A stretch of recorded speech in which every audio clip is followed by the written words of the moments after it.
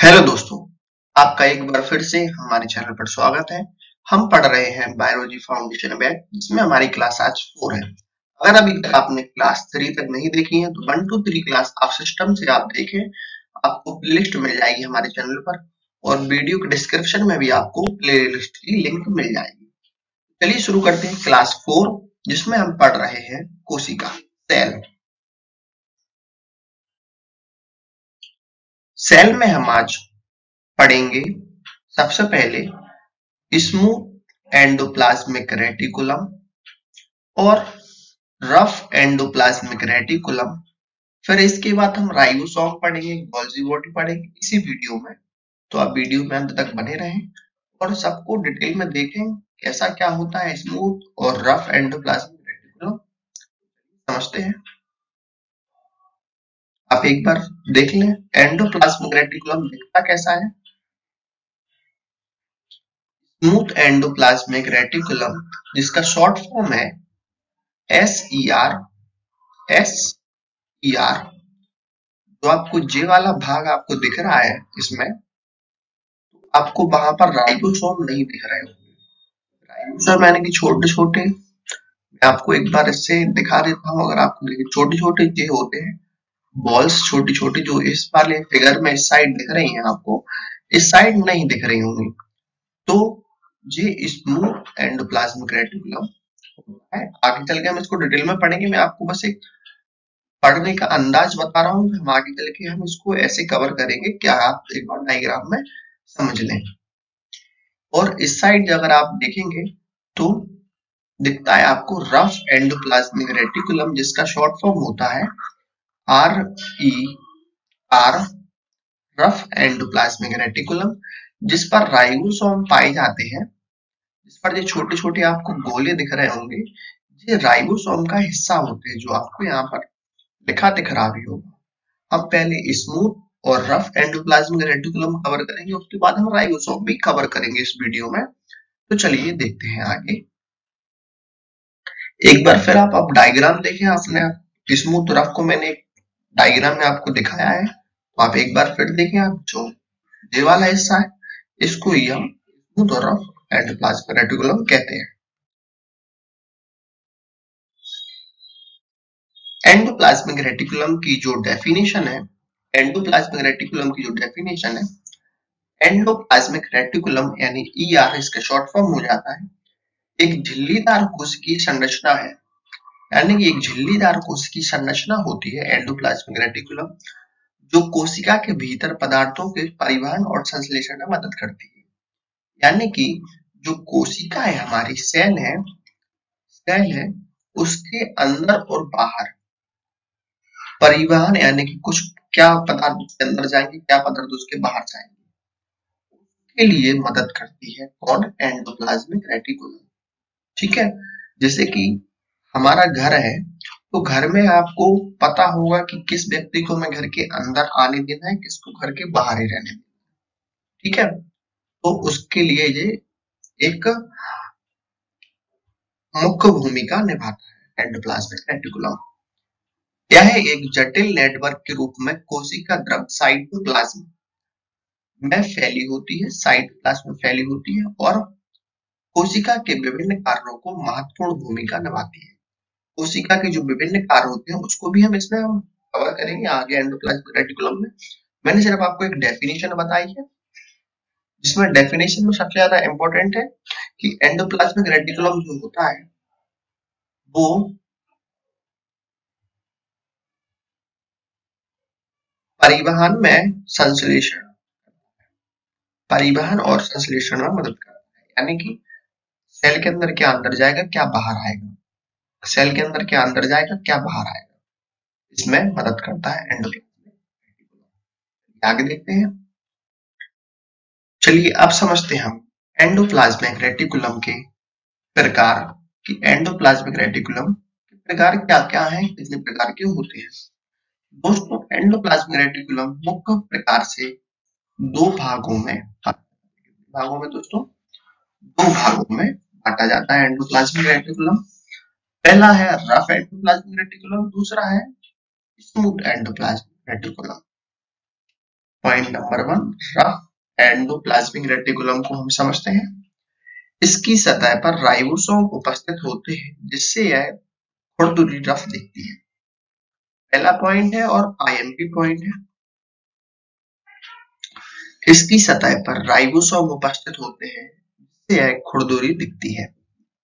Rough endoplasmic reticulum के ऊपर ribosome उपस्थित होते हैं।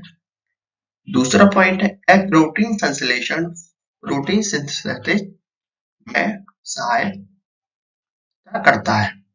प्रोटीन संश्लेषण में सहायता करता है एंडोप्लाज्मिक रेटिकुलम में रफ। थर्ड नंबर पर पॉइंट है संश्लेषण प्रोटीन को कोशिका के अन्य भागों तक पहुंचाने में मदद करता है, यानी कि ट्रांसपोज करता है। ट्रांसपोज करता है क्या? संश्लेषित जो प्रोटीन, इसने प्रोटीन का संश्लेषण किया है उसको कोशिका के जो अन्य भाग है, Golgi body, ribosome, nucleus, lysosome और भी अन्य जो भाग हैं सेल के, उनके अंदर प्रोटीन संश्लेषण की प्रक्रिया को प्रोटीन को पहुंचाता है। लास्ट पॉइंट है इसका, विशेष रूप से कोशिका झिल्ली और स्रावी सेक्रेटरी प्रोटीन में मदद करता है। विशेष रूप से कोशिका झिल्ली और सेक्रेटरी प्रोटीन बनाने में मदद करता है। मुख्य रूप से इसमें अगर प्रोटीन से क्वेश्चन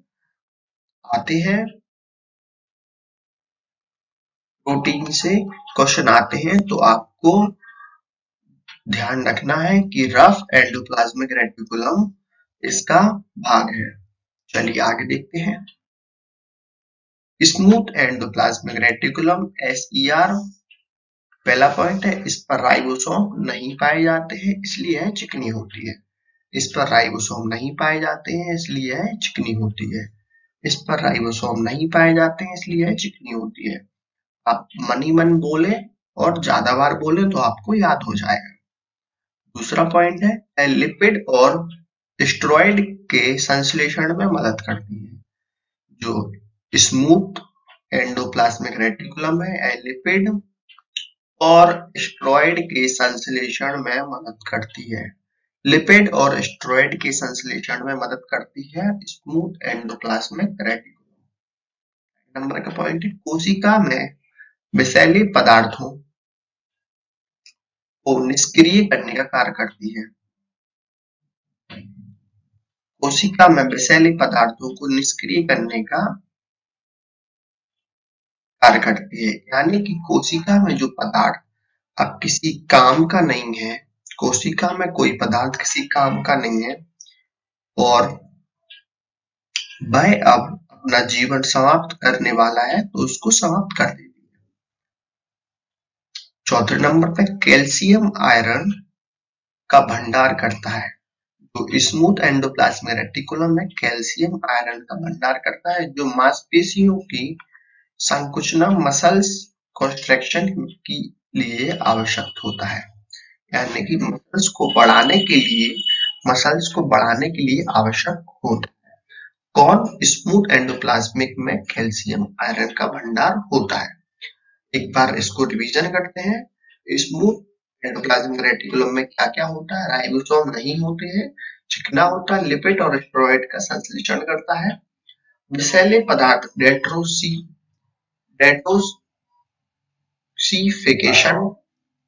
डेटोक्सिफिकेशन करता है, यानी विषैले पदार्थों को निष्क्रिय करता है, खत्म करता है। कैल्शियम आयरन का भंडार करता है, मांसपेशियों को कंस्ट्रक्ट करता है।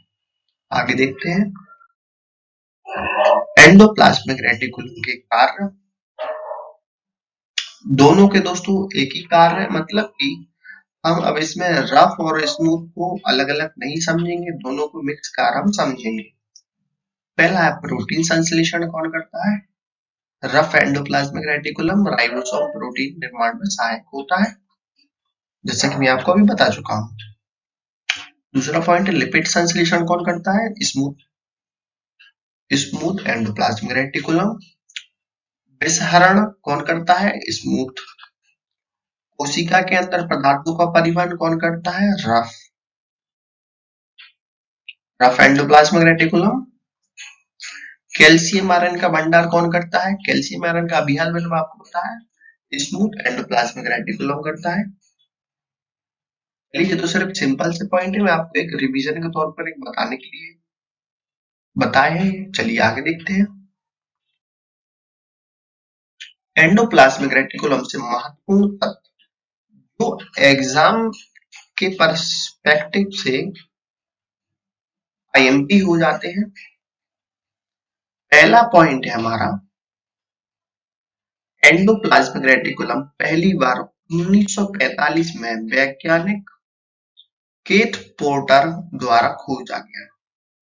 केथ पोर्टर, स्पेलिंग आप बिल्कुल याद करें, KEI, केथ पोर्टर के द्वारा खोजा गया एंडोप्लाज्मिक रेटिकुलम।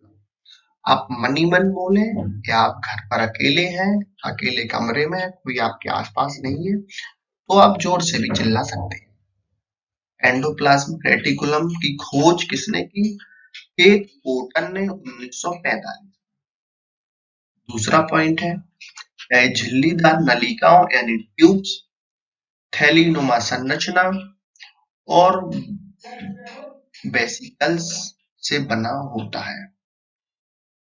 ट्यूब्स, क्रिस्टेलिनिया और वेसिकल्स से बना होता है। किस से बना होता है? नलिकाओं से, थैलीनुमा संरचना और वेसिकल्स से बना होता है। नंबर का पॉइंट है स्मूथ एंडोप्लाज्मिक रेटिकुलम विशेष रूप से कृतिक यानी कि लीवर और एड्रिनल ग्लैंड में अधिक मात्रा में पाया जाता है।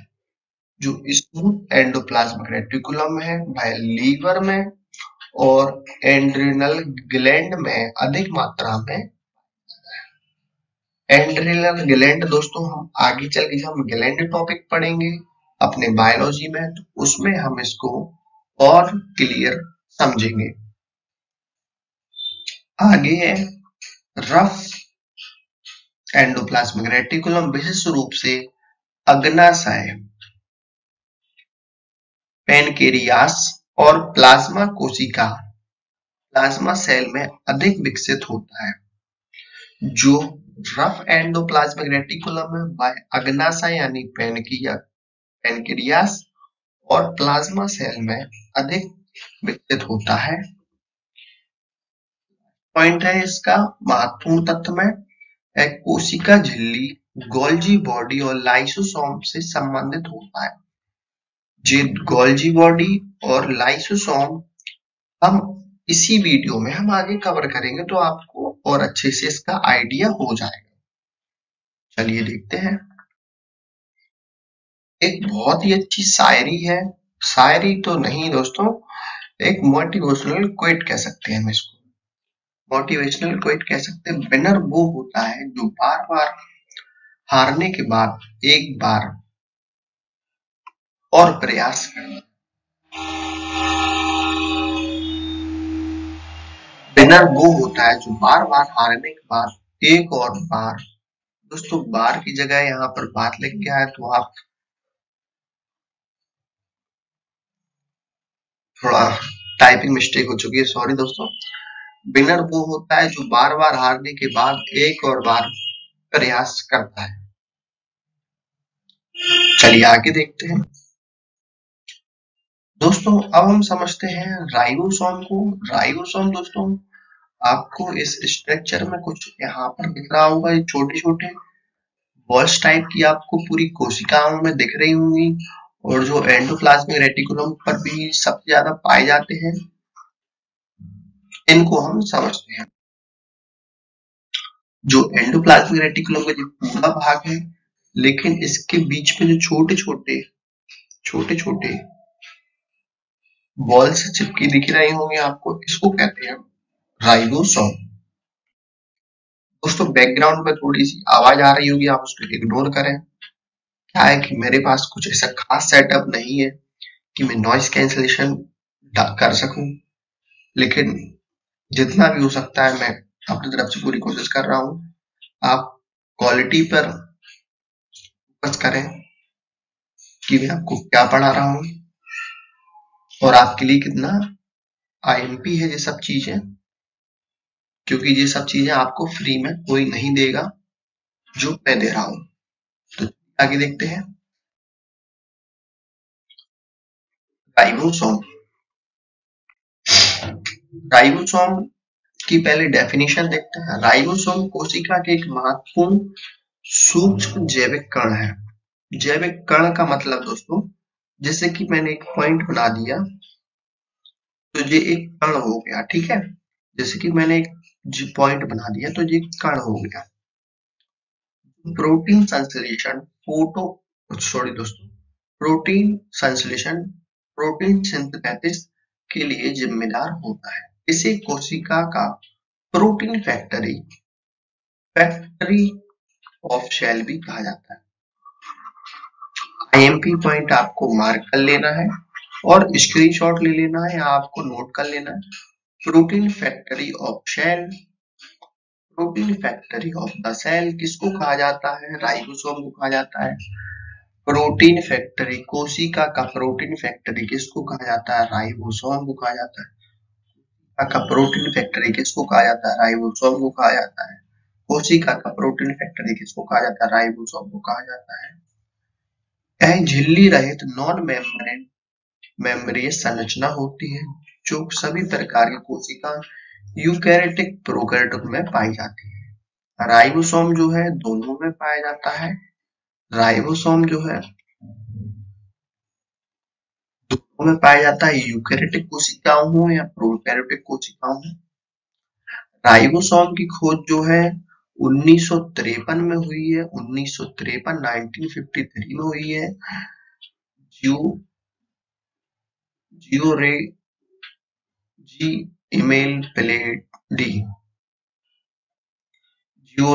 इमेल प्लेडी ने की है 1953 में। दोस्तों नाम बहुत अजीब अजीब है, मुझे तो जियो की सिम लगी कि जियो का नाम भी यहीं से लिया गया है शायद।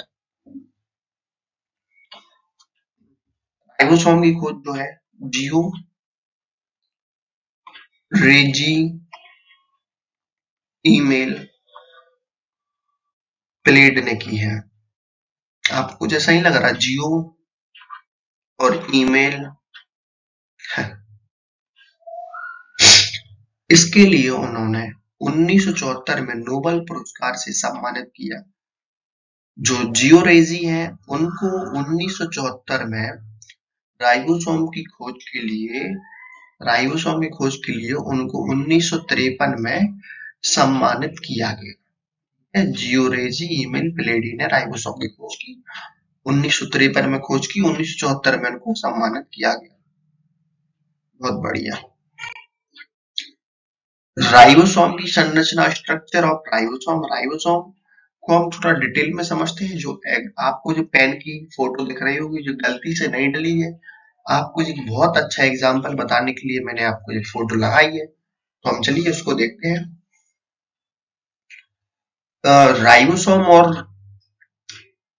राइबोसोम प्रोटीन और राइबोसोम आरएनए से मिलकर बनता है। राइबोसोम प्रोटीन और राइबोसोम आरएनए से बनकर बनता है, ठीक है। थोड़ा सिंपल पॉइंट है। यह दो सब यूनिट से मिलकर बनता है। अब आईएमपी पॉइंट आपको यहाँ पर समझना है। राइबोसोम जो है वो दो सब यूनिट से मिलकर बनता है। कैसे?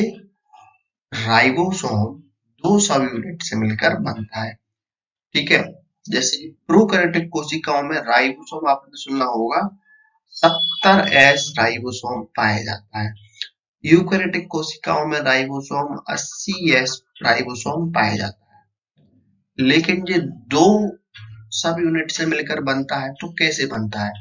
जैसे कि आपको यहाँ पर लिखा दिख रहा होगा 50 और 30 दोनों मिलकर बने 60 और 40 मिलकर बने 80। लेकिन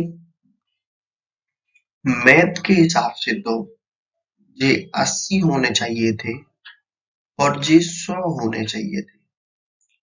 ठीक है, मैथ के हिसाब से तो जे 80 होने चाहिए थे और जे 100 होने चाहिए थे। ठीक है, लेकिन राइबोसोम का खेल थोड़ा सा अलग होता है कि 50 और 30 दो यूनिट जब मिलकर बनती है तो 70 एस राइबोसोम का निर्माण होता है। 60 और 40 दो यूनिट मिलकर बनती हैं तो 80 एस राइबोसोम का निर्माण होता है। कैसे होता है जी मैं आपको बता रहा हूं।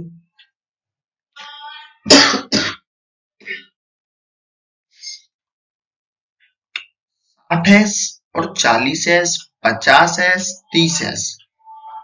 ठीक है, जैसे कि आप एग्जाम्पल पे देख पा रहे होंगे, आप इसको समझे 60, इसको समझे 40, पेन को समझे 60, ढक्कन को समझे, कैप को समझे 40। ठीक है, इतना आप समझ गए। आप सिंपल सुनते जाए मैं क्या कह रहा हूं। पेन को समझे 60, कैप को समझे 40। अब आप एक आपके पास आप पढ़ रहे होंगे तो आपके पास एक पेन और कैप जरूर होगा। ठीक है, आप पेन को जैसे कि मैं यहाँ पर एक ड्रॉ करके बता रहा हूं आपको, एक बार आप को भी देखें। आप पेन को, ठीक है, आपका ये पेन हो गया, और कैप को उल्टा करके रखे हैं, यानी कि जैसे जी इस साइड से इसके अंदर जाएगा, इस साइड से इसके अंदर जाएगा तो इसको ऐसे नहीं रखना है, इसको उल्टा करके रखें। कैसे? ठीक है, तो अब अपन इसकी लंबाई नापेंगे तो कितनी होगी इसकी लंबाई? 100। 60 इसकी लंबाई है, 40 इसकी होगी 100। लेकिन अब इसका ट्विस्ट देखिए, ट्विस्ट देखिए। थोड़ा सा मैं इसको इरेज कर दूं, आप लंबाई को याद करें। इसकी लंबाई 60, इसकी 40। अब पूरी लंबाई नापेंगे तो कितनी होगी? 100। ठीक है, बिल्कुल सही है। अब फिर से हम जी पेन बनाते हैं और कैप को हम उल्टा बनाते हैं। ठीक है, थोड़ा सा बड़ा कैप बनाते हैं तो कैप को थोड़ा उल्टा बनाते हैं। ठीक है,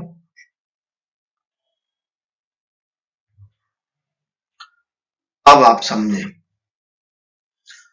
इसकी लंबाई 60, इसकी 40, आपको इतना पता है। ठीक है, अब इनकी लंबाई 80 एस कैसे होगी? जब ये 40 वाला भाग, जब ये 40 वाला भाग इस 60 वाले भाग में चला जाएगा। कैप पेन के अंदर जब चला जाता है, अब दोनों को कैप और पेन के अंदर डाल दो, फंसा दो, जैसे कि उसका लॉक लगता है, लगा दो। फिर उसकी लंबाई नापो, उसकी लंबाई जैसे कि आप उल्टा कैप रखें तो उससे कम ही होगी। कितनी कम होगी? जो उसका मार्जिन है पेन और कैप का, वो पेन जब कैप के अंदर चला जाएगा तो दोनों का मार्जिन एक के ऊपर एक ओवरलैप हो जाएगा। ठीक है, तो इस प्रकार दोनों का मार्जिन ऐसा हो जाता है। इसलिए बायोलॉजी में राइबोसोम 60 प्लस 40 को 80 कहते हैं और 50 प्लस 30 को 70 कहते हैं।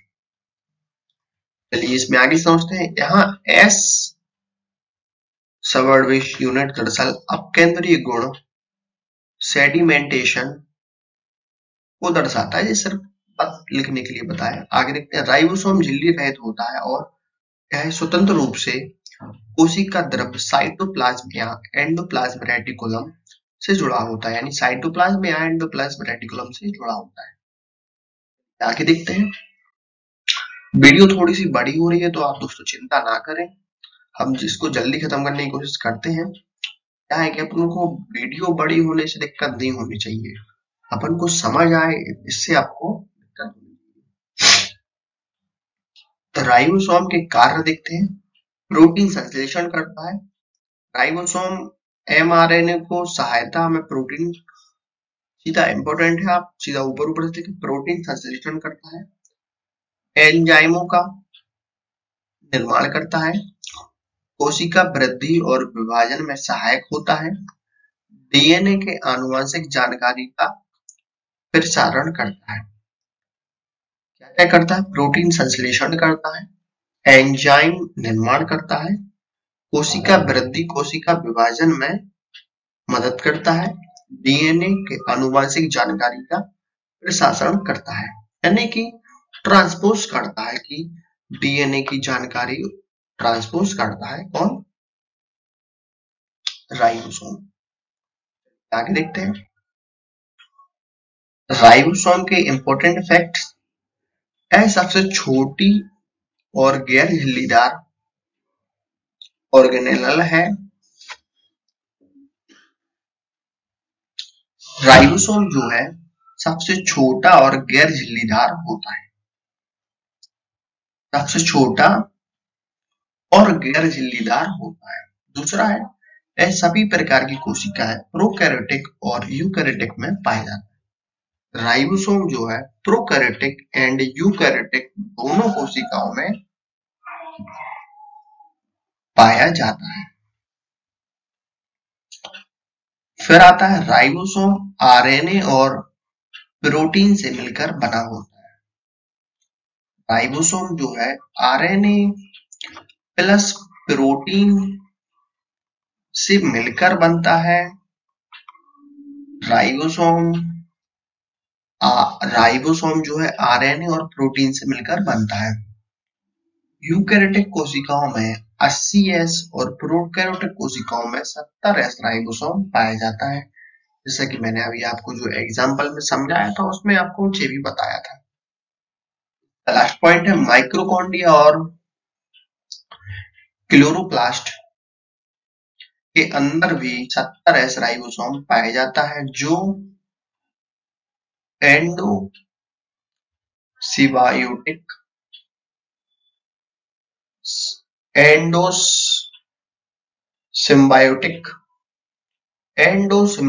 थ्योरी का समर्थन करता है। एंडोसिम्बायोटिक थ्योरी का समर्थन करता है। दोस्तों अब हम इसके आगे पढ़ेंगे गोल्जी बेसल्स। तो चलिए देखते हैं गोल्जी बॉडी का आपको स्ट्रक्चर कुछ इस प्रकार दिख रहा होगा। आपको जो आपको दिख रहा है इसको हम कंप्लीट समझते हैं। सबसे पहले हम इसकी डेफिनेशन को समझते हैं। गोल्जी बॉडी को गोल्जी एपरेटुस और गोल्जी कॉम्प्लेक्स कहा जाता है। गोल्जी एपरेटुस और गोल्जी कॉम्प्लेक्स कहा जाता है किसको? गोल्जी बॉडी को। कोशिका में प्रोटीन और लिपिड के संशोधन, पैकेजिंग और वितरण का कार्य करता है। इसे कोशिका का डाकघर या पैकेज हाउस कहा जाता है। आईएमपी पॉइंट बन जाता है हमारे गोल्जी बॉडी में। गोल्जी बॉडी को कोशिका का डाकघर या पैकिंग हाउस, जहां पर प्रोटीन और लिपिड को संशोधन करके पैकिंग में वितरण करता है कि किसको कहाँ जाना है, प्रोटीन कहाँ जाएगा, लिपिड कहाँ जाएगा, इसकी जानकारी करता है। गोल्जी बॉडी की खोज कैमिलियो गोल्जी ने की 1898 में। सन आपको उतनी नहीं पूछी जाती है, बहुत हाई लेवल एग्जाम होते हैं तभी आपको सन पूछी जाती है। अधिकतर एग्जाम में सिर्फ आपको डाकघर पूछा जाएगा या पैकिंग हाउस, और ज्यादा से ज्यादा आपको खोजकर्ता का नाम पूछेंगे। खोजकर्ता का नाम है गोल्जी बॉडी में कैमिलियो गोल्जी।